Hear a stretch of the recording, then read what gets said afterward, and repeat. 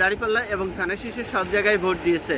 কিন্তু এই দুই পক্ষের ইঞ্জিনিয়ারিং করার পরেও যখন বিএনপি আটকে গেছে, নির্বাচনের দিন 12টার সময় তাদের অবস্থা যখন ভয়াবহ রকমের খারাপ, তখন এই আওয়ামী লীগের নেতাকর্মীরা তাদেরকে ভোট দিয়ে এই বৈতরণী পার করছে।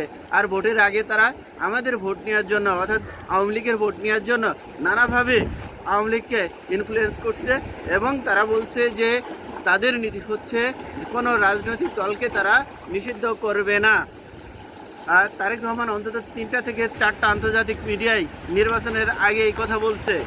নির্বাচনের আগে শুধু তারেক রহমান নয়, তার নেতাকর্মীরাও বিভিন্ন সময়ে, তার এমপি মন্ত্রীরা তার এলাকায়, নিজ নিজ এলাকায় বলছে এবং তাদেরকে বলছে যে কোনো অবস্থায় এই রাজনৈতিক হয়রানি তারা করবে না। এভাবেই কথা বলে, এভাবে আকৃষ্ট করে ভোট নিয়ে, ভোটের পরেই তাদের ভোটে উল্টে গিয়েছে। তাদের চিন্তা চেতনার পরিবর্তন এসেছে।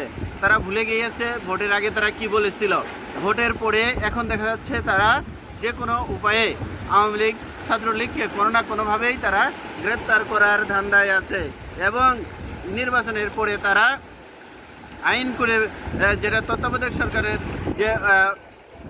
যে উপদেষ্টারা যে আইন করে, অর্থাৎ তাদের যে বিল করছিল সেই বিলকে আইনে পরিণত করছে। আওয়ামী লীগকে নিষিদ্ধ করার বা আওয়ামী লীগের কার্যক্রম স্থগিত করার যে অধ্যাদেশ ছিল সেই অধ্যাদেশকে আইনে পরিণত করছে বর্তমান সরকার। সুতরাং তারা আগে কি বলছে সে বিষয়গুলো ভুলে গিয়েছে। আমরা